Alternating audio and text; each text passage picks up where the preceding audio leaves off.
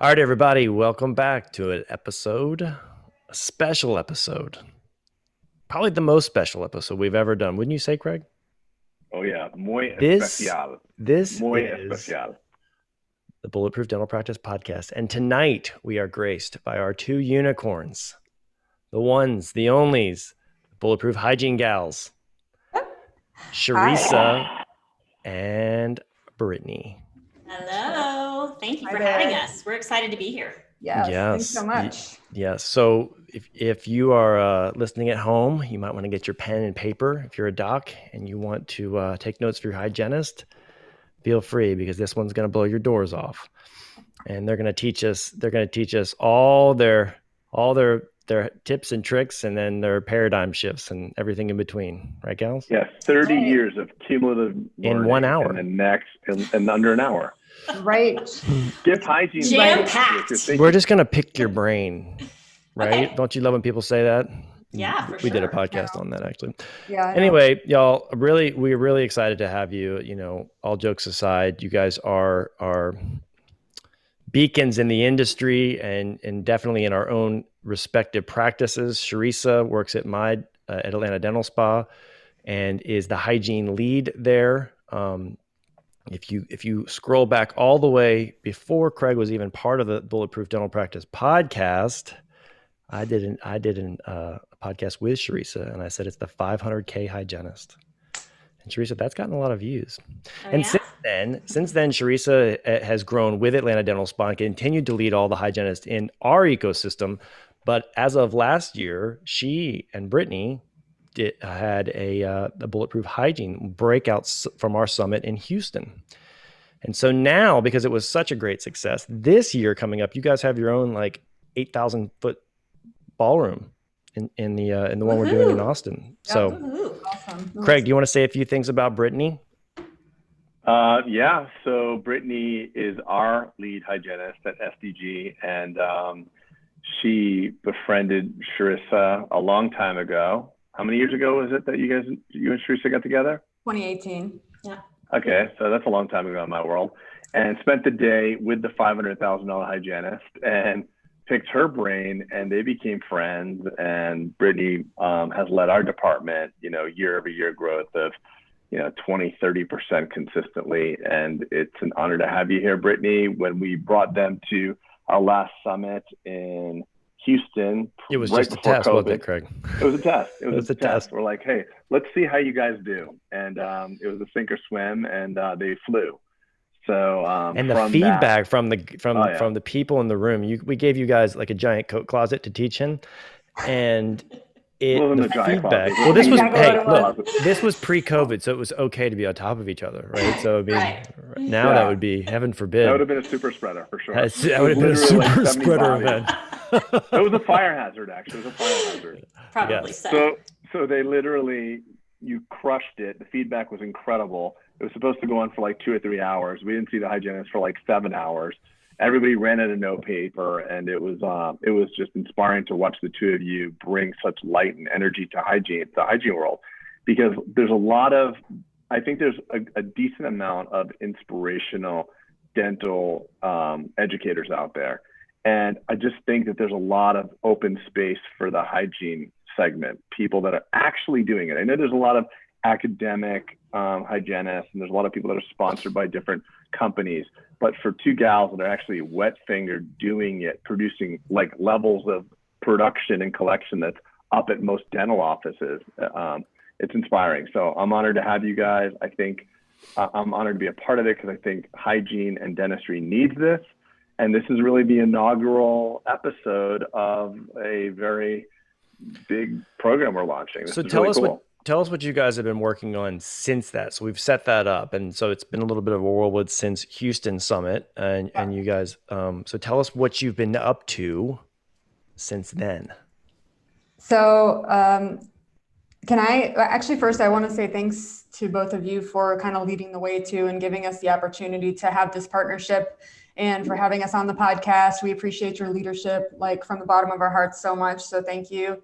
for being the leaders in our practices, the leaders for Charissa and I. We learn from you guys every day. So thanks for kind of going before us and doing everything and, doing the hard work and laying the foundation, like a firm foundation for us. And I feel like that's one of the reasons that we were really able to kick butt, is because you guys kind of set us up for success, other than the closet room on accident, but everything else was so we appreciate you guys. And Charissa, do you want to start? Do you want to tell them what we've been up to? Sure, I'd love to. And my sentiments, I agree with Brittany entirely. I think one of the reasons we are who we are is because we've had empowering dentists behind us that have really given us the autonomy to be who we are and grow where we need to grow, and supported that. And that's really, really been beneficial in our careers. And so, yeah, you're right. We kind of jumped in the water in Houston and weren't really sure how this was going to go. I mean, we've been friends, but we haven't ever taught together. And so we developed material together and went out and just said, let's see how this goes. And it went better than I think we expected. And so we came back from that and we're like, where are we going from here? And then COVID hit.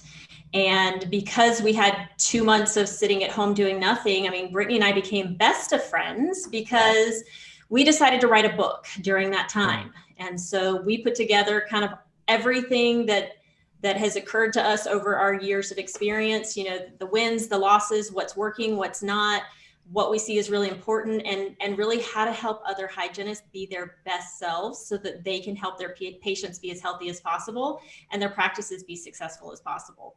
So we spent a lot of time really thinking and writing and editing and getting it all put together. And then thought, well, gosh, this book is awesome and great, but there's even more we want to talk about. So then we created a whole lot of video content that will actually kind of partner along with the book as online video training. So that's kind of been the next step that we've taken. Yep. And it's really been a hand-in-hand kind of initiative thing that I think has been really cool, because like you said, the book we started and kind of laid our foundation, and then I feel like the mastery videos are a lot more specific. They get to the nitty-gritty, they get to the operational, the how we, make things work from the ground up kind of thing. So I think it's a lot more specific and helps with all the groundwork and laying the groundwork for what Charissa and I do every day. So we've had a really great time though. I've had a great time collaborating with Charissa. She's such a wealth of knowledge and she's such a great person, fun to be around. So we had a great time. Yeah. And I think the two of us, we were talking about this earlier. I feel like we are a really good balance for each other. Where I'm strong, Brittany's weak, where she's strong, I'm weak. Like, we're really good complementary. We have different experiences that really go together well. So I think we cover a large gamut of hygiene issues and tricks. So I got a question for both of you.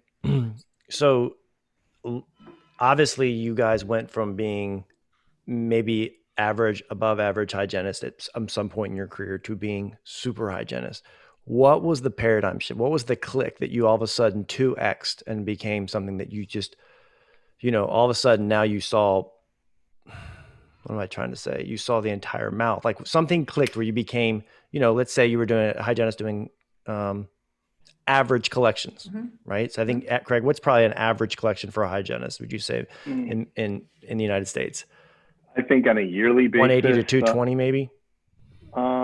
Brittany's shaking her head. 200. So what was the shift for you guys? Like what did you learn? What was the mindset? Was it something that you learned clinically? Was it something that you learned from a mindset? How did you guys all of a sudden catapult to going next level? Do you remember that inflection point that you had that changed the game? You do. Charissa's shaking her head. Charissa, go. Let me hear your story. Very specifically for me, I had been practicing for about 13 years in the same practice, and it was a good job and I enjoyed it and I loved my patients. And then life necessitated This was pre-me, right? This was pre-you, because life necessitated, thanks for clarifying. Yeah, I just making sure. I needed to pick up an extra day of hygiene. And so I started looking around and, saw Atlanta Dental Spa needed a hygienist the same day I was looking. And I thought, all right, well, let's give that a go. And so when I stepped in the doors there, it was a different practice from a standpoint of, the practice I had been at, we did the same CE every year. I never really learned anything new or different. I was never stretched. We didn't do a whole lot of new technology. And so when I stepped into ADS, all of a sudden you guys were so big on new CE and learning the new and staying current. And so that was very different for me. And one of the meetings we went to, they started really talking about this oral systemic connection. And that was intriguing to me. And then I know we ended up kind of you and I were in the founding That's what I was going to room. say. Yeah, we ended up, up in Madison, Wisconsin. Craig, I was a founding member of AOS. Did you know that? Oh my God, that is amazing. Oh, thank you, buddy. Thank That you. is Charissa and I amazing. both were. That's right. I know, it's a big deal. It's a really big deal. Thank you. But that's literally what set me on fire, was when I understood that what I did on the day in and day out was more than just cleaning somebody's teeth. I wasn't a tooth janitor. I was like a life supporter, like a lifesaver. Like, what I did in their mouth is going to determine, I can drop their A1C by getting their perio stable, or if they've got an arthritis flare up, if we can get that inflammation in their mouth calmed down, they're going to feel better and function better. We're preventing heart attack, stroke when we're addressing these things. So I couldn't unsee what I saw, and it became a good job. It turned into just an absolute passion. So that was the big shift for me. So Brittany. Okay, go ahead. I'm sorry. I want to make sure that every dentist that's listening to this, because I imagine a lot of dentists and hygienists are going to listen to this, and I want to make sure we touch upon something about dentists that are getting ready to roll their eyes right now, because there's so much discord going on that there's so many things I want to hit on, but I want to hear the defining moment. I'll elaborate. I want to put a small pin in it. Britt, what was your eye-opening moment, if as Peter was saying? So I had a couple of aha moments. I graduated in 2012. So I feel like when I graduated, there was a lot of our curriculum was about the oral systemic link. I think that wasn't the case as much leading up to that point. So I got a lot of that, fortunately, in school. And I was really, really passionate about oral systemic, like everything. I thought that was also what set me on fire, but I got it, I think, at an earlier point in my career because of the way that education has been changing, thankfully, right? According to new research and evidence-based care. So I got a lot of that in school. What was really disheartening for me is after I graduated, I did some temping to find out initially where I wanted to work and kind of what kind of setting that I wanted to be in. And I got a lot of pushback from the docs over my assessment, and not because my assessment wasn't accurate, but because a lot of the doctors that I interacted with and experienced at that point in time were either driven by insurance, letting insurance like drive the bus, and like, oh no, Mrs. Jones can't have the scaling that she needs because her insurance is only going to cover a crown. And a lot of them, unfortunately, were kind of dictating treatment in that way for the patients instead of giving them the best options, letting them choose, make an educated decision for themselves. So that was very disheartening. I found a full-time job where I, got 45 minutes per patient. I'd flip my own rooms. I did my own perio charting. I kind of walked into it, and it was an interesting experience because, medical histories weren't up to date. Patients weren't being perio charted. So I was walking in and kind of like starting fresh with every patient. So that was kind of a learning opportunity for me, where I got to learn how to take a practice basically from a hygiene practice, like take over a hygiene practice from the ground up and kind of start educating. And I felt like at that point in my career, what do I have to lose? I'm going to educate these patients. I'm going to have open conversations with the doctor, see where things go. And, patients were accepting the treatment that I was recommending. And so the doctor really jumped on board, to be honest, at that point. That was my first full-time experience. And it was a good experience. It was a learning experience, but I didn't really, it was all worth it. It was all the foundation for what happened next. But I ended up joining Spodak about 2 years into my career. And that's where I really had some opportunity to be the best hygienist that I can be, because Spodak has given me the best resources available. So I have the best technology available, but also the culture and the growth and learning mindset like paints the picture and sets the tone for mistakes to be made, for creativity. And honestly, Dr. Craig, like you have said so many times, I'm a person who operates with a lot of autonomy. Like I feel like the more freedom you give me, the better I'm gonna perform and do. So the more you kind of said, hey, Britt, here's a little thing, I trust your judgment, go ahead and do that, and then I did it departmentally or just in regards to hygiene, something or other. And I said, okay, and kind of ran with it. The more you did that for me personally, and I think this goes for a lot of hygienists, the more I felt empowered to continue doing that. So as the docs came in and backed up my treatment plans, as you said, hey, here's a little bit of power, run with it, do what you're going to do. And then it was successful, or the outcome was ideal.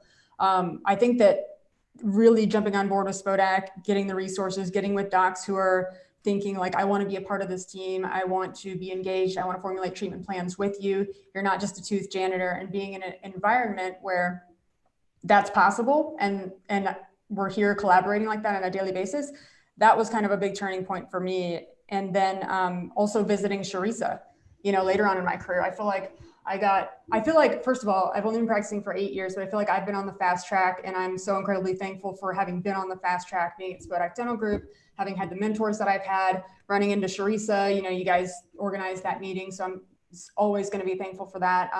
Ashley and I flew up. Ashley's one of our hygienists here at Spodak. She's incredible. She's been here for several years now. But she and I flew up when we heard about Dr. Bolden's unicorn hygienist producing $500,000 a year. And we were like, what is she doing? Extractions? Like, Invisalign? Like, this lady, what's happening? We went up and we were like pleasantly surprised, but a little bit like smacked in the face, because we're like, we suck. We're the worst hygienists. Like, this lady's totally ethical and she's awesome. And she's like beautiful, and her patients love her, and the rapport and the verbiage, and we were just like so wowed by Charissa. We both learned so much from you, Charissa, and I know that you know this. I told you like so many times. Yes. But just, it's cool to get out of your own space and see what's possible. Mm-hmm. And that's really what Charissa and I want to do with our book and our videos and our podcast, just like open up this different space and this different way of thinking, I think. I think you nailed it right there, Britta. And that's kind of the beauty of Craig and my relationship, is that, he pushes on me in areas where I'm like, whoa, I didn't even think about that, because that's not the way my brain thinks. And when I went to, Spodak Dental and kind of observed, there were things that I took away that I was like, oh, this would be a great fit. And I'll just steal it for ADS, and you guys have done vice versa. And, look, there's nothing new under the sun, but I think, being committed to growth and dropping your ego like you did when you came up and saying, hey, I'm here to learn. And Charissa, you doing the same, even though Brittany, has not been in the game, has only been out 8 years, you picked up, I know, because you've told me tips and tricks, things that you've applied. Right. So I think that's where the magic happens, when you can have two people who are different, yet equally successful, and then authentically share in a collaborative environment. That's when the magic happens, I think, right? When you both want each other to authentically win. Right. That's when it's awesome. So, Craig, I'm still haunted by this Discord thing you said. Yeah. So here's what's going right in hygiene. The last, minutes that we've been on this podcast, what's going right. But I'm hearing in my head, the dentist that I see and listen to on Facebook, there is this idea, and I see it a lot. I spend a lot of time like just kind of perusing and, watching what's the chat that's going down on most dental chat rooms. And it's this dialogue of the hygienist is a prima donna. My hygienist doesn't want to come back after COVID. They want raises. They want hazard pay. You know what? Screw the hygienist. It's a lost leader. It doesn't work. They're prima donnas. Hygienist is not profitable. And it just breaks my heart, because, we know so different. And the hygiene is the superpower. I don't remember the exact word that we used, Peter, but we look at hygiene as the engine that drives the practice. It's who the patient has a relationship with. It's MVP, the reason, right? Yeah, the MVP, exactly. Thank you for that. And I got a lot of comments from that, like, oh, I don't know where you're finding your hygienist from. And it just breaks my heart, because it's almost like it's a car that has no wheels. If you really want to have a bulletproof dental practice, you want to have a high performing practice, you have to come to understand the critical role that hygiene plays, and giving your hygienist some degree of autonomy or hiring the right people that are business owner mindset and things like that to really get this thing running. Because what we do as dentists, and oftentimes, is we disempower them, 100 times a day. Hygienists see an area of concern. They call the doctor over. They spent a couple minutes talking with the patient about it. Doctor comes over like, that's not it. What are you talking about? That's fine. Leave that alone. We don't need to treat that. We don't need to watch that. And then little by little, it's like a death of 1,000 cuts. So your hygienist the next time like says in a different way, hey, Dr. Jones, I'm kind of concerned about, don't be concerned. What dental school did you go to? Mm-hmm. And like eventually, after months or weeks or years of that, you have a hygiene department that's completely like, screw it. He's not going to tell me anyway. He's actually going to tell me instead of 8 patients a day, he wants me to do 20 now. And that we don't need to do 45-minute pro fees. We should be doing 25-minute pro fees. And it's really caustic. And I think if we're doing our job right as Bulletproof Dental, Bulletproof Hygiene, we shift the consciousness of the dental profession to understand, get an empowered hygienist, and get the dentist to understand the power of the empowered hygienist and have them work through their bullshit and get it going positively. So that's what I'm excited about, because I see that, you know, there's a bunch of hygienists, you know, thousands of hygienists are going to go to see Brittany and Charissa, and they're not going to get anywhere because they're going to come back all excited. And let's face it, Peter, most dentists, for better or for worse, are not you and I. We're not thinking this way. We're not entrepreneurial. There's not a lot of room for this. So I want to dive right into that. How do we get this? How do we, if our mission is to elevate the profession in that regard, what are the things that the dentist that's listened thus far needs to start understanding? Go ahead, Dr. Bolden. Well, you know, as I hear you talk, I mean, do you guys agree with this? I mean, from your colleagues, do you agree that do you agree that there's discord or conflict in an operatory? You do I hear that? do. Okay. Absolutely. Not some. Yes. Correct me if I'm wrong, but I think it's quite common, unfortunately. I think So it's just tell widespread. me. Yes. Really? I think it's Okay. widespread, and I'm going from a lot of the social forums. Like I know that those are like primarily negative because people are airing their bad feelings. Why would you think that? I want to hear, Greg, I want to hear what they have to say. Why would y'all think that that would be a pervasive problem? You want to hear from us? Yes. Okay. I think there are a couple of issues, and one of the issues is what Dr. Craig said about, assessment and dentists kind of like coming in and minimizing the assessment or the findings of the hygienist, because we do, leave school like with all of these like ideas and aspirations and kind of like really get the training that we need to be successful in the real world. But then we get out and we do this assessment, an adequate assessment. We take the radiographs, we do the comp perio chart, we take photographs, we educate the patient. If the dentist then comes in and pulls the rug out from under our feet and says like, oh no, none of that's concerning, or no, we're not going to treat that because insurance this, that, like you're teaching your hygienist, you're teaching us that our assessment isn't valuable, or teaching us that we're wasting time. Yeah, that's bad. And you're teaching us a lesson. Charissa, would you agree? And hygienists are smart, so we're going to learn quickly that it's not worth spending the time to do all this. Like, well, it's not I mean, worth it. smart Why or would I put it in unsmart, there? like meaning like, I mean, Pavlov's dogs learned that, like, meaning I'm not trying to say that, I'm saying you don't have to be smart to understand, like, hey, that didn't work out well for me. Let's not do that again, because all I did was get humiliated in that experiment. Yes. And I ran behind.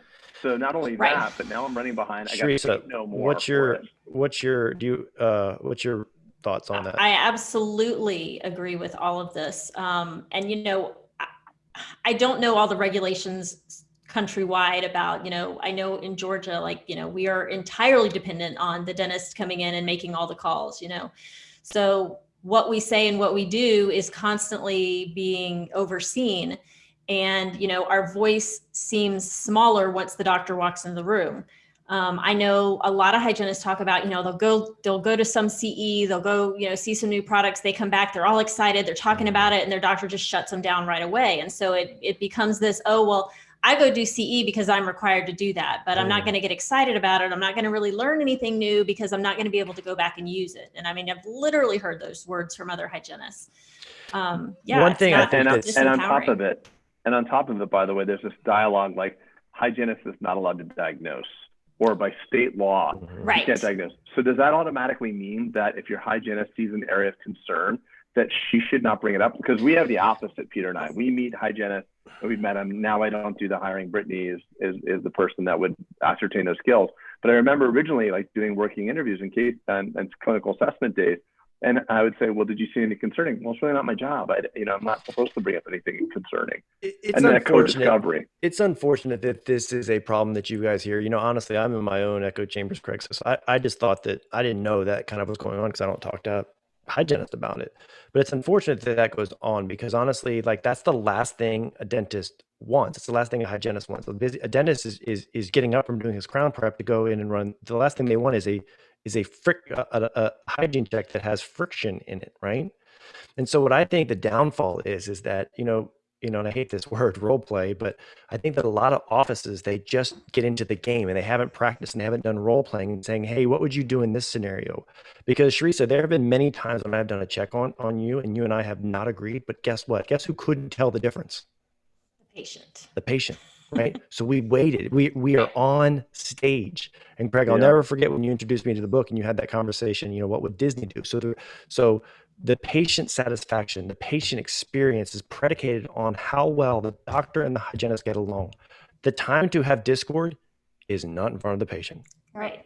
Right. And by the way, that's not heavy duty acting. It's, hey, Charissa, I totally see why that concerns you. It's verbiage, and but thanks for bringing that up, because that's the type of thing I need you to be looking for. So thank you. And, right, but Craig, but most people I can't think on the fly like that, right?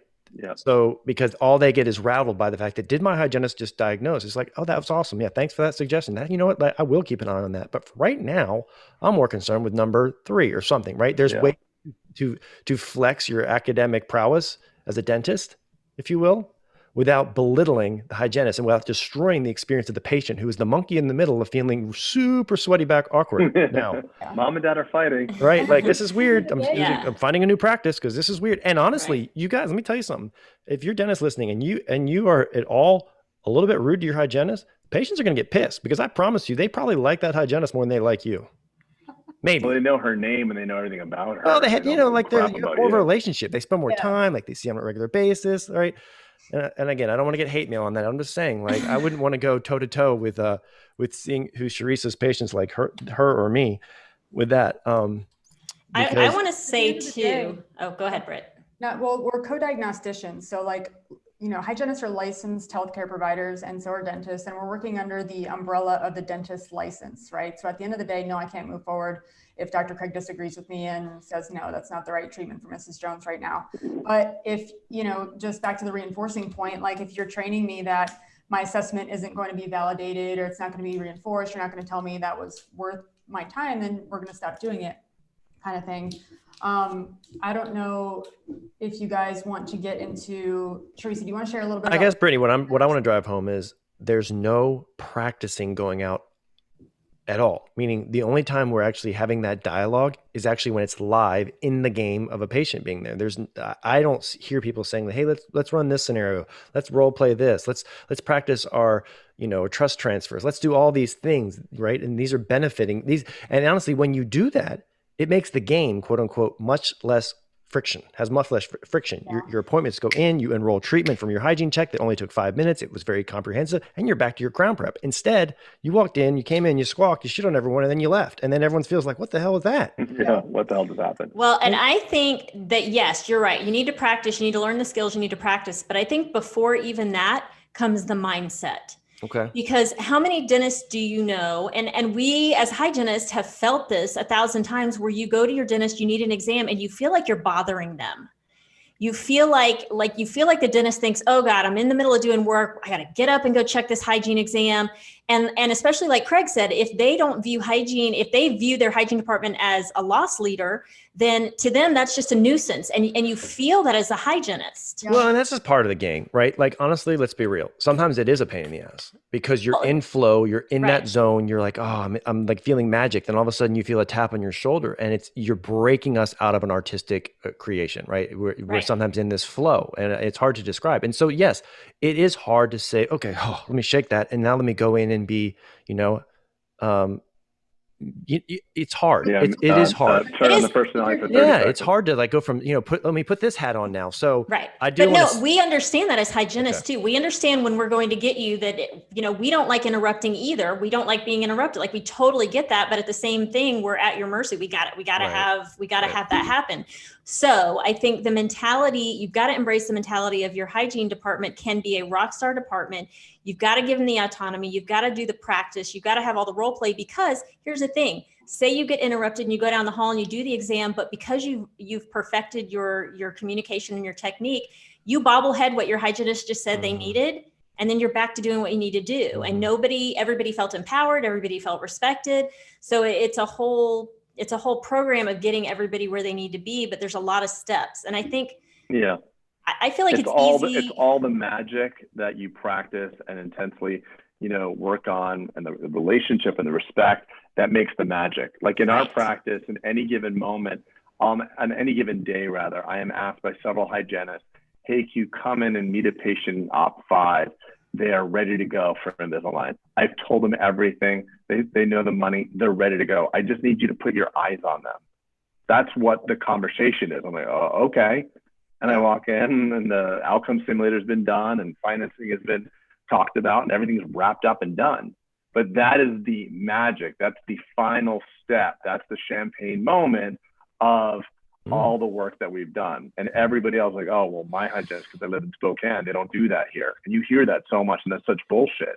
Yeah. And I think it just comes down from what Charissa was saying, having the understanding and the belief. People feel what you believe. So if you really freaking hate your hygienist, you really feel like they're a pain in the ass and that they're overpaid and they shouldn't be, and they're always asking for more and more and more, then maybe they're going to feel that.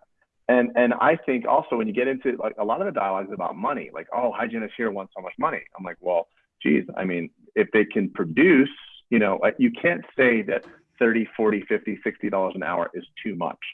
You could have a hygienist that makes $50 an hour, and she could be the biggest win for the practice ever. And you could have someone that's $26 an hour, and she could be bleeding the practice dry.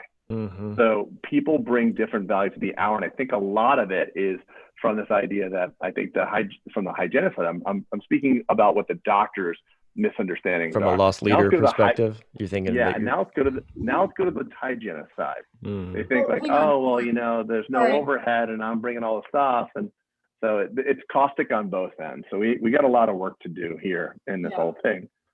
I agree. Sorry, I just wanted to say, like, when the dentist has the opportunity to like be in the zone and has that restorative, like productive appointment, a lot of that comes from hygiene though. So I think it's important to keep that in mind.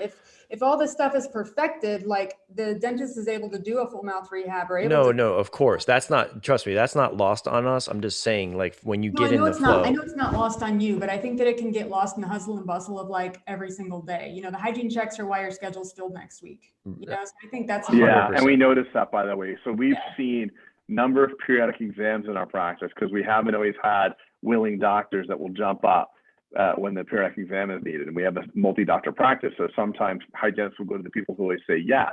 But we've seen number of periodic exams and production directly proportional to each other.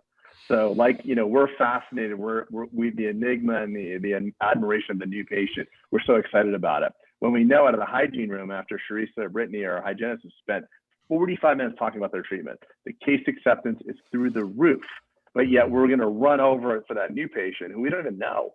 And we think that's all the beauty and all the glory lies in the new patient. It's just not true. So the patient that's in your chair is the one you need to focus on. And that's another thing as well. Well, I think too, Brittany, you bring up a good point that sometimes Craig, you said the loss leader, right? And if you not run the straight up numbers of what the hygienist collects versus what they're paid, sometimes dentists get grumpy pants when they look at a P&L and say, God, this doesn't work. But they forget the ancillary benefit of, wow, because honestly, we have hygienists that maybe are not producing like Charissa, but guess what? They're putting a ton of restorative on the books, and that's equally as valuable to the ecosystem, to the practice, right? And so, but I think you'll wind up having it all. I just of think course that's department. That's the triple threat. If they're producing well, it's because they're talking whole mouth, whole body. And just because SRP Paraprotect doesn't fit or whatever they sell on their shelf, their therapeutic things that they sell, it opens up the conversation to malocclusion, to mouth breathing, to sleep apnea. So you can't have one without the other. If you have a highly productive hygienist who's ethical and well-educated, she can't or he can't help themselves from selling big cases of dentistry because the questions are being asked. As long as you have our backs. Yeah, as long as you come in and totally like slam dunk it for us, like you said, like I feel like, and I think this is true across the table, like we're willing to do the work. The work doesn't scare us as long as it's like, I can trust Dr. Craig to come in after me, after I've spent all this time educating the patient. They already believe me, and you just say, shit the bed. Yes. Exactly. Not like, yes, please, Just don't. All you have to do is don't unsell the treatment that I've already enrolled. Yeah. Just don't unsell anything, just come in. They're ready to go for Invisalign. Sign it. No, I'm just kidding. Okay. Well, yeah, but it is a cycle. I think it all is intertwined. All right. So Greg, keep going with your thought process here. Well, so I think that's the one thing. So just having a hygiene department that really, cares about the long-term, the best treatment and dedicates to the right thing and constantly pursuing education, growth mindset, wanting to take on new skills. But also one of the wild cards is I believe that compensation drives behavior as well. And I do believe that there are dedicated people. We're all dedicated. We all do the right thing. But if you have a certain unit of time that's allocated for your procedure, imagine if every dentist could only do 1 hour appointments for a second. So imagine if every dentist, let's say socialized medicine takes over and the United States Health Department says all dentists can see one patient for 1 hour. You have to see 8 patients a day, 1 hour. What would your dentistry look like? It would be different. It would be really different. Because you have to treat to time constraints. Be functional. But one of the things, I'm sorry? Be functional. Well, what we've done is our hygiene department runs on, we want to take the very best care of a patient. And that could mean that you have to take control of your schedule. So Brittany may just decide to come in on a day off for 2 patients or 3 patients, or recognize this patient needs really a lot of, we have handicapped patients who can't get out of wheelchairs, and they may want to take an hour and a half or 2 hours with them and pull in a hygiene assistant and all that stuff. And we have the hygiene department thinking like a business owner saying, what do you think the right thing to do is? Mm-hmm. So if you're going to spend 3 hours on a patient, to do a prophy, should it be $70, $80?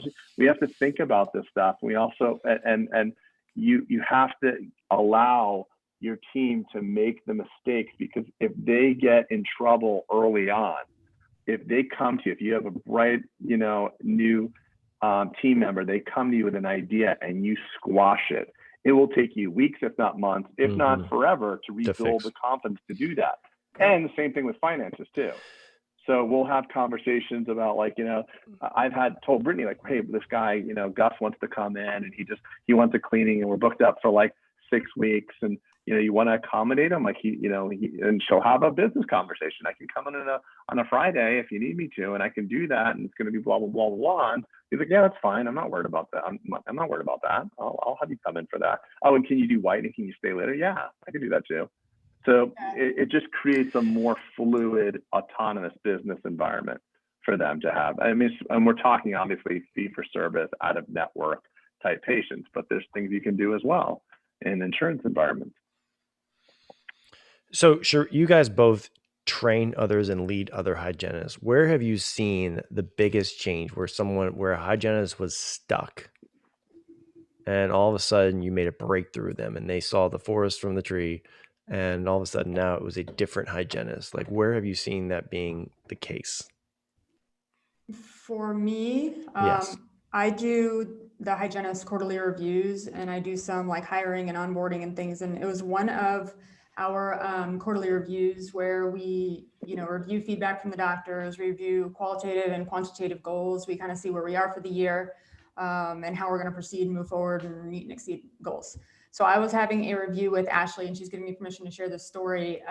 She was having a real hard time with presenting PerioProtect, and it's because she had this belief about selling in her head. She had this feeling about quote unquote selling and being sold something, and she had a belief about money and what's a lot of money and is it a lot to me, and kind of projecting those things and her beliefs onto the patient. So she was her own self-limiting factor, and she'll say this openly, and we all have been this to ourselves, I think. But she would use pre-framing verbiage when she was talking about PerioProtect, like it's expensive, or it's $1,100, and she would make it like this thing before she knew if it was a thing for the patient. So she would create a barrier before the patient even communicated that money would be a barrier. And she made an assumption about what the patient can and can't afford, or does and doesn't value, before the patient was educated and had all the information to make a decision. So in our meeting, we talked about that and kind of where that belief came from. And she said, it's my feelings and my beliefs about selling. And we kind of went back to Ashley's why, her why for doing hygiene and her why for selling PerioProtect or enrolling patients in PerioProtect is because she wants the best for them. She does. That's why she went to hygiene school. She wants to take the very best care of patients. She believes in what she's doing. She's read the science. She knows the shit. Like, she knows everything from start to finish clinically. She's brilliant, you know? And she was her own self-limitation. Like, she was just limiting herself. So we made an affirming statement, you know, where I said, okay, well, these are all like the lies in what you're believing about selling and PerioProtect and all this stuff. These are all the lies. Do you agree? Are these the lies that you're believing? Yes. And then she came up with her own like self-affirming verbiage. Like, I am a great provider. You know, I'm here to take the very best care of my patients. When I talk to them about PerioProtect, it's because I want what's best for them. And for her, that was like an aha moment. And her numbers in PerioProtect did end up changing and went through the roof because she remembered why. You know, she went back to the foundation, remembered why she's doing what she's doing. She was motivated. She knew that her affirming statement was true, you know, and the things that she was believing about numbers and money were false. And they're just projections of her own beliefs about those things. So I think that was a huge aha moment for her. And I think that happens for I've seen that happen. I want to add to that, because that's not just a hygiene thing. Right. So there's a lot of dentists out there. First of all, if you provide me with less quality treatment because you see I'm wearing a t-shirt, or maybe, you know, you're judging me that I can't afford something. I'm sorry? A hoodie, whatever. You know, dentistry is a lot like a roof repair, for example. Like, there's a leaking roof that you could just shove some caulk in there, and then one day you're having Thanksgiving dinner 1, 2, 3, 5 years from now, and your whole fucking roof falls in on you. And not only that, but your Edna dies as well, because it wasn't taken care of properly. And you owe it. It is not about you, and it's not about PerioProtect, or if it's an MODBL-F composite. You owe it to your patients. And my dad always like beat this into me. You owe them the best. You have to tell them the best. Let them tell you they don't want it. Because even if they don't have a lot of money, people that value their teeth will find the money. And it's, people feel what you believe. And if you really believe whether it's PerioProtect SRP, or, you know, or a crown, or doing something right for a patient, if you have that in your head and you feel like that sweaty back before you present it, you've got to resolve that, because you're making it about yourself. And if you got into healthcare, it ain't about you. It's about serving people. And once you get that through your head, that this is not about you, I have to offer my patients the best, and let them decide what they value. I know a lot of very, very wealthy people that drive Bentleys and they have terrible teeth. Just like I have enough money that I could buy a lot of things that I want. But was that a flex? Was that a humble flex? It was a humble flex. Okay. And I went to have Home money. Depot. I could buy things too. Stop interrupting me. So #flex. So I went to Home Depot the other day because I needed like an automatic compressor to fill up my bike tires. There's a compressor for $550. There's a compressor for $59. I have the money to buy a fancy compressor, but I don't really value compressors. I figure I'll own that compressor. If it doesn't pump up the beach toys, I'll throw it away. Some people feel that way about their teeth. And some people, you buy them a house plant, and 6 weeks later, the house plant is dead. Not everybody's a candidate to own a house plant. Not everybody's a candidate to own their teeth. And I really believe that. And you don't ever want to value what they think. Because I've had construction workers that made very little money that had immaculate teeth. And I've had people in Bentleys that don't. And I think this is important. Don't judge a book by its cover. Okay, my turn. No, my turn. It's not about that, dude. Don't judge a book by its cover, everybody. Give the best. I am going to screenshot what you put in the You better not. Look in the chat right now. You better look at not. what he's put in there. All right, so y'all, not only taunting me verbally right now, but in our chat, he's making comments that I love him too much to tell you what they are, but you would lose a lot of respect in half our audience for what he's saying. Whatever. Hey, so listen, Brittany, am I right, girls? Something that you said, you know, the selling, and we've addressed that copiously here because, right, dentists, I know dentists who get physically upset when you say, I'm not selling, stop saying selling. Oh yeah. Right. I'm educating and right. And so we've gone beyond that. And look, we don't mean selling and you guys don't either, any form of manipulation or doing something that benefits you. You're selling because you know what lies on the other side for the impact of the patient, right? So you're quote unquote selling because you feel passionately about getting them becoming the guide and them being the hero in the story. And so that's right. what you're selling the story. Peter, you're not selling it from a financial. What? Do you know how much money the government spends to sell people to not text and drive?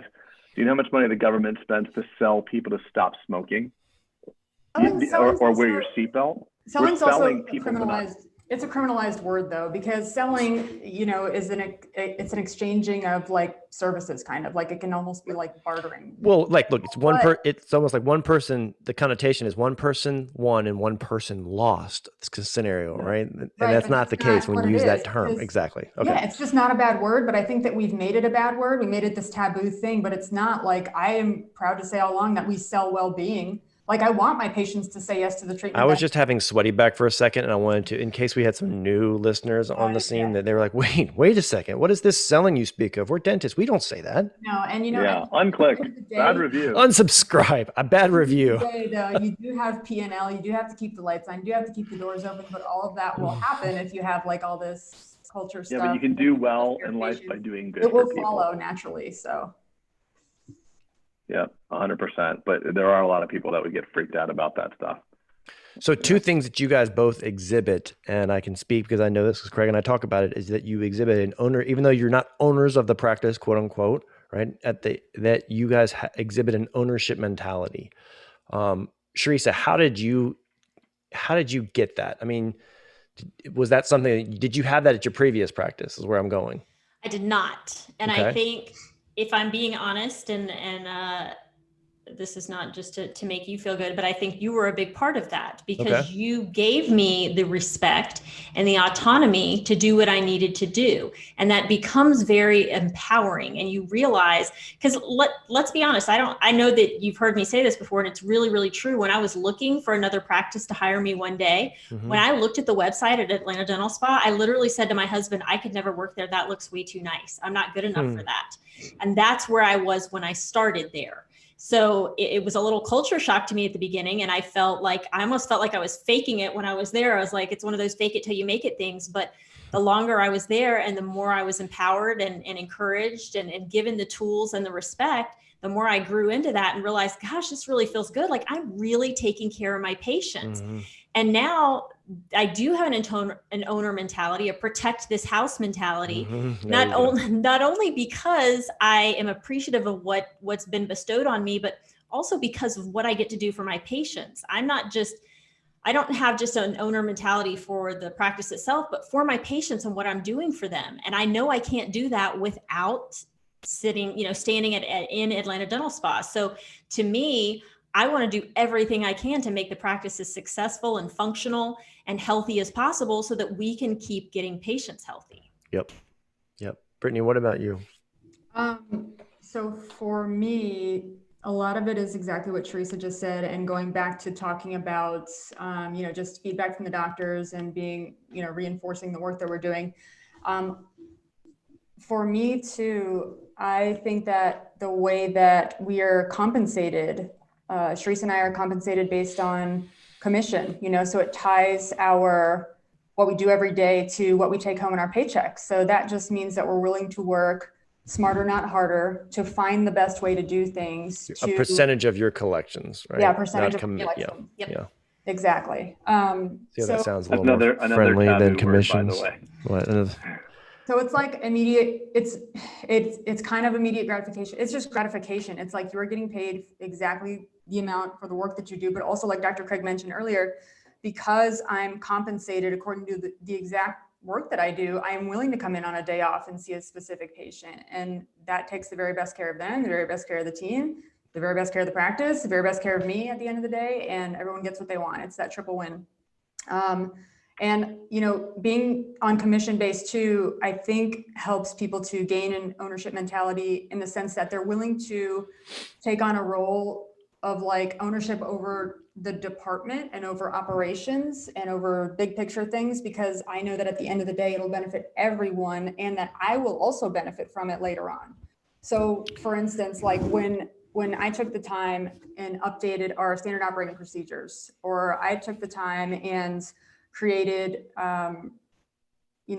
quarterly reviews or whatever, like I knew that these things would like help our department like regulate basically. Or when I took the time to onboard things, or me and the hygienist took time to onboard Perio Protect or salivary testing or whatever, like I know that that's going to be what's best for the patient. That's what interests me initially. And that's what interests Charissa initially. I know it's going to be good for the team, the practice. We're, on top of the latest technology, we're providing the very best care. And at the end of the day, it's going to pay off for me too.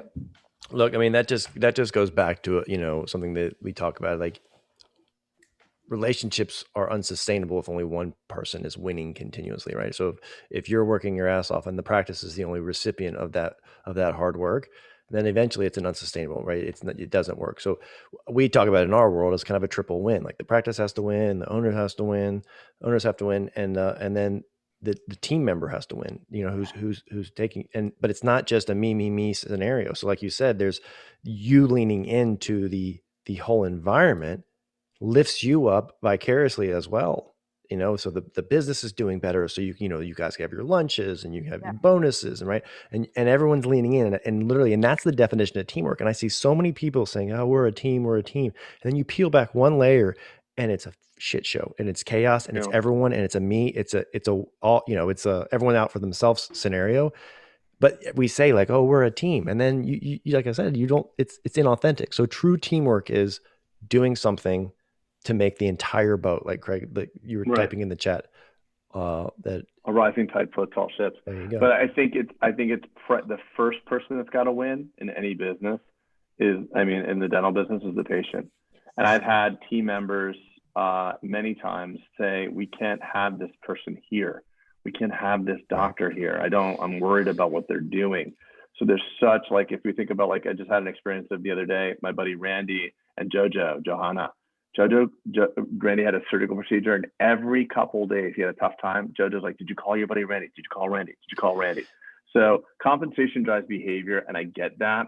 But Brittany was not on any type of additional compensation beyond her hourly rate when she came to join us.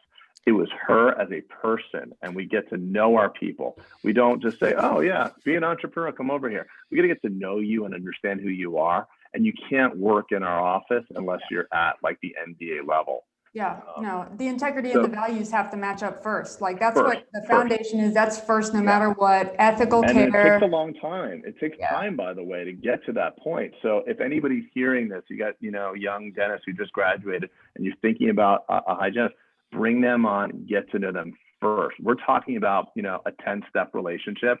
And the compensation portion of the relationship is steps 7, 8, 9. Right. Yeah. Gotta go through steps 1 through 6. You gotta get on the same page. So I want to make sure I clarify something because I'm having sweaty back in my own skin. The triple win is, like Craig, you nailed it, is the patient, the team member, and then the practice, right? So if all three of those units are winning, then it's a sustainable thing and you're doing good work and everybody's winning. Because if the patient doesn't win, they'll feel it. It's a mood. They'll be pissed, and they'll be really upset. And it's not sustainable.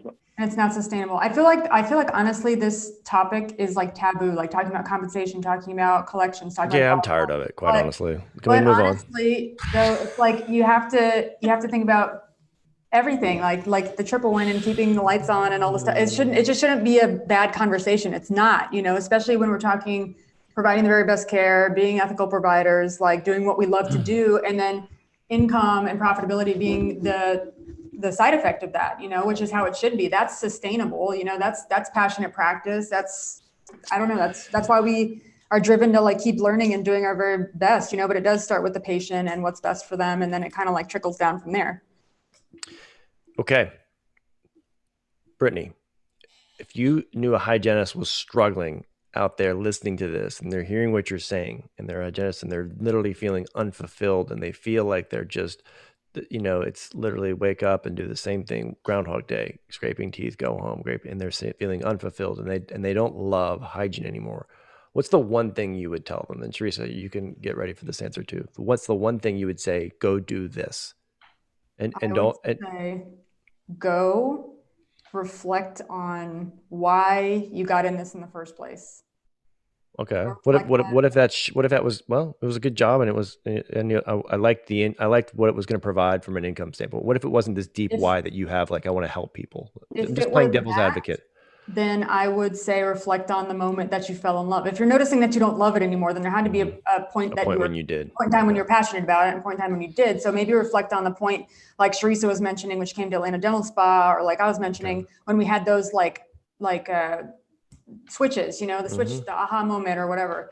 What was it that lit that passion at that moment in time, reflect on that and revisit it, because it's like being in a long-term relationship. Like you kind of have to remind yourself what made you fall in love with that person, or, you know, why you're still in it, kind of thing. And just reignite your passion. So I think sometimes reflecting on that, writing it down is really helpful. For me, it's really helpful to reflect and journal and just say, like, I remember when I got in these were my feelings, these were my thoughts, these were my goals, these are my dreams, this is my why, this is in my heart why I'm doing this. And then kind of get back to the basics of that, you know, kind of like look at what was it that made me refreshed or made me excited. I need more of that, you know, and be intentional about getting more of that, whatever it is, whether it's mentorship or CE, like the AOSH thing, whether it's, you know, considering, do I need partnership in some way? Do I need collaboration with someone? Do I need to listen to Bulletproof Hygiene? You know, no matter what it is. Cool. That's a good answer. But I would say go back to the drawing board. Back to the drawing board. Like it. All right, Charissa.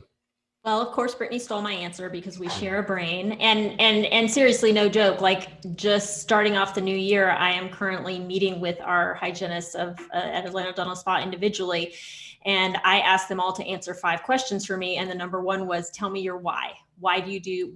What gets you out of bed in the morning? Why are you doing this every day? What are some of the other ones? Out of curiosity. Loving to take care of their patients, connecting with their patients, being able to support their family. Those were the resounding ones, really, you know, connecting with patients and taking care of them. And I think that's most hygienists wise. So since Brittany stole my answer, I would say second to that is, you know, this is life where things kind of get boring and get stale. So my question would be, what have you done new lately? What have you learned new lately? If there's been nothing new, get out there and look around. There's a lot of really cool stuff out there right now, outside of just scraping teeth, obviously. So, you know, look around for something new. And, you know, of course, I'm going to plug Brittany and I, because we're throwing a lot of really new ideas out there. But if you haven't done anything lately out of the box, look around to see what's out there. Are you guys, obviously you guys are launching a podcast. Will you be going over more something clinical, or, I mean, will you be going over some of these things? Yes, absolutely. Yes. all of the above. Yes. What about the book? What about the book? Do you have, I mean, is it more clinical? Like Craig and my book was not very clinical at all, because there were so many, you know, I have a bookshelf full of clinical books, right? But there wasn't any that we felt like the messaging was different. So what does your book consist of? It is foundational from a team aspect, like how to construct the entire team, how to enhance culture, how to have a vision, how to reach your goals, set goals, how to implement kind of, oh my God, what's the word I'm looking for? Someone keeps you accountability. Also clinical. Yeah, we go through lots of clinical stuff. Charissa's like the guru on all things clinical. She put, you know, her 24 years of hygiene brain and knowledge in there. So it's everything from A to Z. And then, like we mentioned earlier, if you want like a deeper dive or someone wants more meticulous information or specific information, the videos are where you got to go for that. And of course, we talk a lot about, you know, verbiage and how to enroll patients, and, you know, educating to understanding, you know, looking at where productivity really comes from in the hygiene chair, really breaking that down and giving some really good solid how-tos in all of that. You know, I beat on that drum a ton on the podcast, y'all, from a dentist perspective. You know, Craig was gifted with that from you were just gifted from birth, kind of being able to talk to people and being gregarious and enrolling people and people liking you. But I think that I say that I had to learn it more from an enrollment standpoint and be the verbiage, you know, I had to really be almost scripted in the beginning, because I would kind of I felt like I shit the bed. I'd go in there and be like, what was I even talking about that? I started talking about gross debridements and crowns and malocclusion, and people didn't, you know, I felt disconnected. And so I think it takes a lot of practice is where I'm going. And Charissa, I would say, and you guys would say, that I want to hear if this statement is true, that the most successful hygienists that you see are really great at communication. Absolutely. Okay. The most successful people on the planet are good at communication. The quality of communication predicates the quality of your life.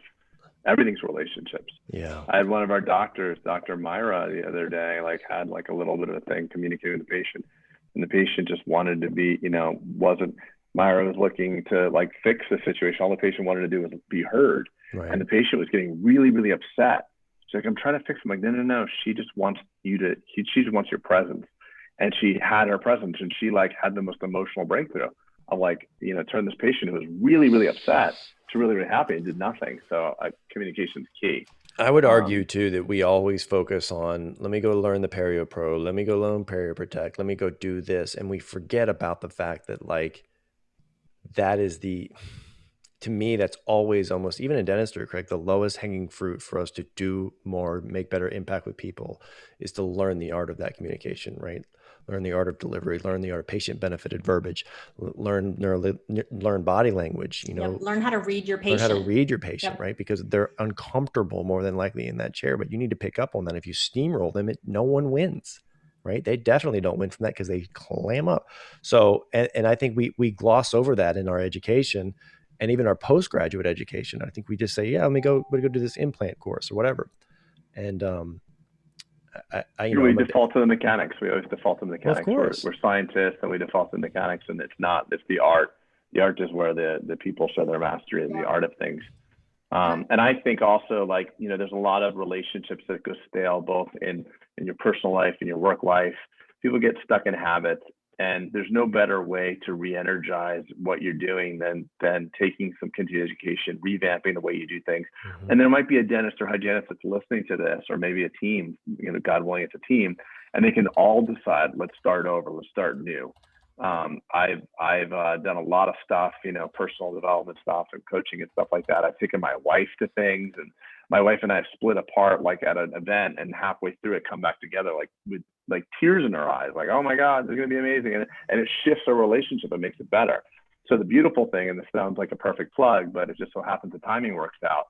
July 9th is our Bulletproof Bulletproof Summit, and we're doing Bulletproof Hygiene. So imagine the beauty of having the hygienist go off. There's going to be a lot of common time where we're all like talking about like how to create the practice of your dreams and how to make it bulletproof. And then everybody goes off in their own silos. So office managers and team will go off in one area, hygienists will go off another, and the dentists come off in another. And those breakout sessions, we come back together, because a hygienist can go to the AOSH thing, a dentist can go to COIT, and you come back, everybody's fucking fired up on Monday. And guess what? By Thursday, same crap. If you want to make massive changes in your way of life and the way you do things, it has to be immersive and together and holistic. You have to create alignment. You have to create alignment. Yes. And no one's doing that. Like there's great dental seminars. I'm not saying we're the only gig in town. And I'm sure there's decent hygiene stuff. I just don't know it. So I'm sorry for being disrespectful. I haven't seen anything in hygiene. I'm like, oh shit. So that's why I'm so excited about Bulletproof Hygiene. But when you combine it all together, that's where the power can be expressed. And that's what I'm so excited about that. Yeah. That's why we had to have Bulletproof Hygiene. It really, I agree. It was out of necessity. We really saw that being a big problem in the industry. Like you're saying, Craig, everyone comes fired. Everyone goes to their CE, comes fired up, and then then the person on the receiving end is like, settle down. What are you talking about? I wasn't there. Right. And then all of a sudden, like you said, Craig, by the way, it happens at Tony Robbins seminars. Mm-hmm. Like there's what the Date with Destiny is called, Date with Divorce. So spouse goes off, goes to this immersive training, comes back, life's going to be amazing. Oh my God, I'm going to get in better shape. I'm going to take better care. I'm going to be a better husband, a better wife. And the spouse is like, what the hell's wrong with you? I want the old guy back, because we would rather have familiarity. Some of us, certainty. And change is hard. Change is hard. Change is hard. But if you change the team, that's cool as hell. Yeah, that's growth. Plug, but that's growth. Can I touch on communication for a second? Sure. I'm just thinking I want to really encourage people who don't feel like because we started talking about just communication and how it's practiced and verbiage and all that stuff. Like, I feel like really people need to be reminded, and I know that I need to be reminded, that if you're not like a naturally gifted communicator too, that's something that can be learned.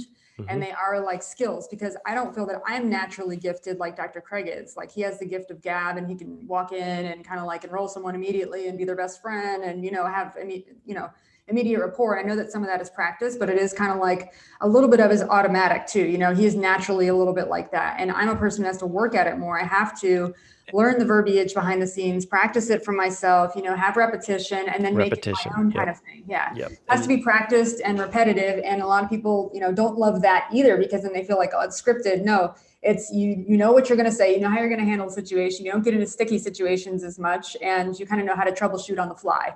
You know, and I feel like the more you practice it and the more organized you are behind the scenes, like the more smoothly things go when you're there, and the more yeses you get, the more, you know. I used to record I agree with you, Brittany, because I feel like we're connecting right here, because I share that same introvertedness, like feeling a little awkward sometimes. I used to record myself, talk about sweaty back. I would record myself in consultations so that I could go back and like cringe about like, oh God, what did I say that for? Right. And it was hard. It was hard to do, but I knew it was that ultimately it was going to lead to that repetition, right? Building that muscle to get me out of that place. And it became really fun, actually. And then I saw the growth. I saw like, oh, don't do that again. You know, I only made that mistake once when I said, you know, Mrs. Jones, let's do a gross debridement or something. Right. And she said, what did you say to me? Right. You call me gross? Did you just call me gross? My mouth gross? No, that's our term in dentistry for some reason. You haven't been here in a while, so you're gross now. So, I would agree with you, Brittany. I think it's I think you can definitely learn. I think it's a repetition thing. And if you don't, and don't surrender to the fact that, you know, he's just lucky he was born with that, or she's just lucky she was born like that. I think that's definitely a skill you can augment and learn. I think in dentistry, we have to learn that, like, especially as hygienists, our number one limitation is time. Mm-hmm. That is over and over and over. You hear like, I only have so much time, and now they want me to do this and this and this, and I only have an hour and I can't fit it all in. And so timing is a real deal for us. And so for me personally, anytime we implement something new, I think, okay, what is the best way? And I sit down and write out my verbiage in such a way that I know it's understandable. It makes sense quickly. I commit it to memory. I say it in the car. I look in the mirror and say it. And until I've totally got it, and I could say it in my sleep at this point, and it doesn't come off as robotic once you kind of make it your own. But now I've created even more space in my appointment, because I'm not having to engage my brain for something that I'm doing all day long. So and you're not fatigued by it, meaning that, yes, because you've almost committed it to memory, and now it's part of your vernacular. Yes. Yep. And I agree with that. I think it doesn't get exhausting. Go ahead. You know what I think what it really is, as a person who has, I guess, the gift of gab or whatever you guys were calling it, it takes a long time to believe in yourself as well. You know, the first time you say a lot of this, you're saying scripting, you're saying the words, you're saying practicing, but actually what you're practicing as well is integrity. Saying, I have the power to help this person. Give me the influence to help them see my power. Mm-hmm. Give me the ability to convince them to know that in my heart, I want to do good for them. And that's what it really is. So when I'm presenting to a patient, I can't, you sell it, I instantly enroll, I can sell things. You cannot have me sell something I don't believe in. Yeah. When I bullshit, everybody knows it. If I don't like someone, I can't even fake it. Brittany knows it. If I have someone in my office that I don't like, it is written, I radiate, I don't like you. Yeah, me too. So it's just, I'm sorry? I have that gift as well. Yes. Yeah. So what it really is the reps of saying, I am well trained, I have power, help me, give me influence. I can influence you to make the right decision for yourself. And that's why I'm good at it, because I believe in it. If you ask me to sell something, like people, you know, we have business deals in dentistry I've had in the past, like, hey, we'd love to get your this or that, and you sell it. I'm like, I could never sell that. Like, even when we had a supply house sponsor one of our summits, I'm like, we're going to put this on stage. I'm like, no, you're not.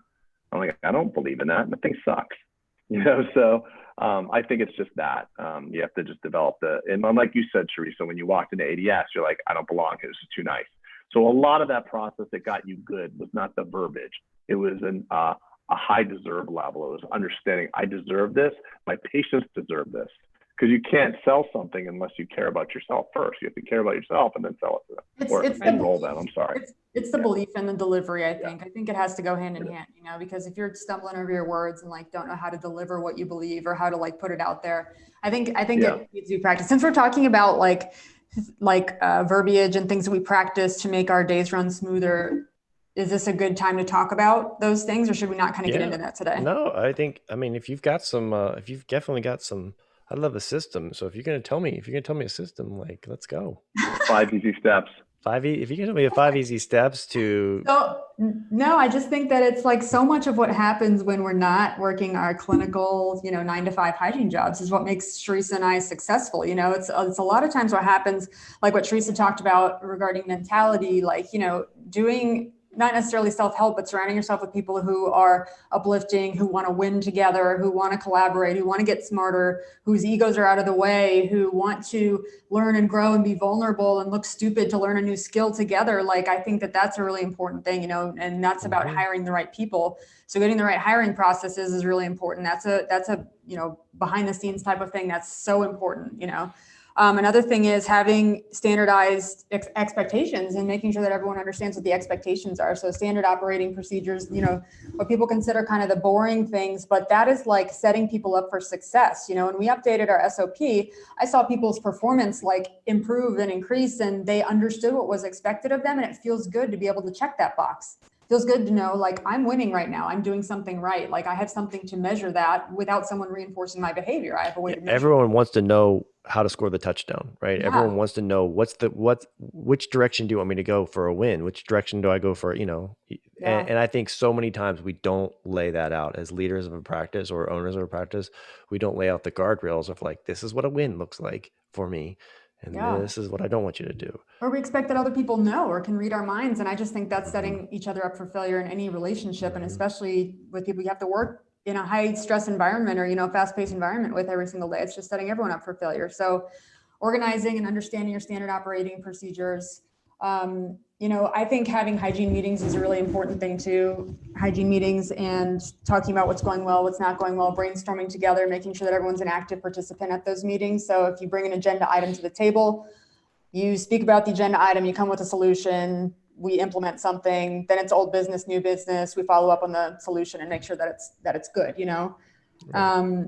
Having team socials improves morale. That's one of those, it's not tangible, it's an intangible asset though, team morale is big. It's the unity and kind of like it cultivates teamwork for sure. I would agree with you on that. Yes. Getting together outside of a work environment. And I know that's like, we can't do that anymore.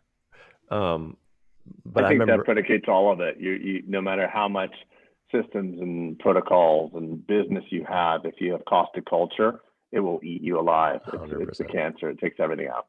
Yeah, absolutely. And if your culture isn't very specifically kind of working against toxic behaviors too, I think that can grow like a weed, just like insurance, like as Charissa would say, like gossip spreads like wildfire. So making sure you have the culture where we don't gossip, we have sweaty back conversations instead. Well, that's that protect your house part, right? Yeah. You enjoy your culture, you enjoy your office. A bad apple can sour the bunch. And so, by the way, I'm reading the book Extreme Ownership, and one thing that's like resonated with me is it's not owning the failures, but owning if you don't take out a bad player and you tolerate low performance, that becomes your new standard. And that's something I've been, I could see like when I retrace my steps, I haven't been as quick to act because I like really bond with people and I like people. And if you're caustic and you tolerate them, you're really shafting your team. It's not about you, you're shafting your team and your results. So that book was real. That part of that book really resonated, tolerating poor performers. If you look at that though, it's usually not about performance like clinical performance. It's usually about lack of integrity, not aligned values, issues like personally that a person isn't willing to like face and resolve. I feel like a lot of times that's like the foundation of the issue. Usually they're great performers. The problem is they're high performer. Like in my thing, my blind spot is you're a high performer and you're causing drama. That's where that's my sucker punch that I don't see coming. That's like you're making a lot of money. It's hard to measure the damage or the effect that person is having. All you can see is their numbers, and that's measurable. So if someone's a high performer and they're producing a lot, but they're doing the right thing to members, or they're a poor communicator, that's damaging to the team. It's hard to measure that though, Right, but I don't look at it as high numbers as much as like doing great work for the patient, but wrecking everybody else. That's the blind spot for me. And I think that's a good lesson for protecting the house. Brittany and Charissa, I really feel strongly about what I'm about to say, that you guys are going to to change the direction of hygiene for the better, at whatever scale that happens. I don't know, but you're going to change that. And you're going to be part of this new movement, because I believe hygiene is, the MVP of dentistry. Dentists, I'm not saying that dentists aren't the MVP, but definitely hygiene is a massive part to getting people healthy and better and helping the dentist be better and all those things. One thing I wanted to say is, let's just talk about some of the if someone's interested in hearing more, if let's say a dentist is listening along and they want their hygienist to start, following you guys or ascribing to what you're talking about, or they liked what you guys said, let's go from the top level. So I know you guys have a very active social Instagram right now, and it's Craig and I talk about on the podcast how you guys in 9 seconds eclipsed our following, which no. was quite the gut punch. It was like 10 seconds. And it was pretty fast. So I wondered where you bought all those followers, Brittany. I'm just kidding. Yeah, I'll give you the number. You're right. But no, you guys have an amazing Instagram presence. So I would say that would be step one. And I'm guessing you're going to be announcing things kind of from the platform. Obviously, we talked about the Bulletproof Summit. You guys are launching a podcast. You've got a busy year. You're launching a podcast. This was your inaugural. Craig, help me out. Inaugural. Thank you. Inaugural. Anemone. Inaugural. Anemone. No. It's not that. It's your inaugural. See, Brittany, let's give Tara an shot for that. All right. So you've got the podcast, the summit, the book, and one more thing. The course, right? Yes. Yeah. You guys spent like 9 days in like creating a hygiene course that is definitely full of clinical acumen and all the things that I think you guys both mentioned. So that's going to be cool as well. Anything I missed that we can direct people to keep in touch with you or follow along with you in your journey? Yeah, definitely Instagram is going to be the easiest one. We do make a lot of announcements on Instagram as to upcoming events, books, anything that's going on in our world. We'll keep everyone up to date, but also we are launching Mighty Networks as well. Is that something that we want to touch on? Right? Yeah, we can touch on it. I mean, we are just doing it right now. Literally, we sent out the email today, Brittany, for our network. So essentially what Brittany is saying is a Mighty Network is our closed. We have our own essentially closed communication network where it can push notifications to you, and it's a really cool experience from ours. So we just tell people to go to bulletproof.dental, and you can join our network and have amazing conversations about the content we talk about and collaborate with dentists all around the country. So we're building this out because we feel like we needed to have a forum for dentists to be collaborating on the topics that we talk about, right? And so sometimes Craig and I feel like we're just talking one direction to people, right? On a podcast, you feel like you're just spraying it out and then you're never hearing any feedback from what people are saying. And so this is the network we want to hear is then post this topic and let's talk about it a little bit. Let's get into some dialogue. If you disagree, agree, have anything to add, it'd be great. And so you guys have your own thing because we didn't want to put it, originally we actually set it up to be under the same umbrella as our Mighty Network. And then we said, you know what, this has enough. This needs to be a community all in itself because you guys have the chops, number one. And I think hygiene needs to have not being just commingled with a bunch of dentists. And likewise, right? Dentists want to kind of have their own discussions about, the struggles that we have. So you have your own Mighty Network. Where would someone go? I mean, that's probably not live yet. So I don't want to be premature in announcing that. Yeah. But when it is, how would someone find that, Brittany? It would be the App Store, right? You go to the App Store, Mighty Network, and then search Bulletproof Hygiene. Okay. All right. Yeah, and then they'll have direct access. And like Dr. Bolden said, it's immediate. We'll be chatting and kind of getting a real life. And in full disclosure, we are both growing that right now. So if you land on it, all of a sudden you're like, it only has 26 people in here on this network. Check back in a year. I promise you it'll look different. Just give it a month. Give it a month. Yeah, right. Give it a month. For them. So it's exciting times. You guys have a big year ahead. I know you feel exhausted because of all the content you've been producing and all the prep you've been doing. And I can see the writing on the wall of the impact you're going to have and the hygienist you're going to help. And I'm just like, literally, it gives me goosebumps because I can see what's going to happen. Even in July, you guys are going to make massive strides and massive impact. So I'm excited for you guys. I'm your biggest cheerleader. Aww. Thanks. We're ready for it. Let's do it. We're ready. Charissa and I feel the same way. We can't wait. We're so excited to be here. We're so excited to be doing what we're doing. Great. Craig, any closing sentiments? No, I can't top that, guys. It was Okay. awesome to have you guys here. I'm excited about your future, and dentistry needs it. Dentistry as a whole needs it. If we do our jobs great, we're gonna help our community and help a lot of patients vicariously. I mean, we started this because we wanted to create impact on a patient by patient basis, and as you evolve and grow, you want to leverage what you've learned so that you can help more people, and that's exactly what we're doing. So I'm proud of it. So this will probably be we're going to repurpose this. Will probably be your first podcast on your own channel. So if you're a hygienist that's tuning in and you want your dentist to hear it, obviously forward this. So alignment is key, just like we talked about at the summit. If you're a dentist that's listening to it on our channel, then obviously, get your hygienist to be connected with Brittany and Charissa on their new podcast and go support that for them. So that's great. Good stuff. Thanks, everybody. Had a great time, and let's all stay bulletproof. Yep. Indeed. Thanks Thank for having you. us. Okay. All right. Good night, everybody.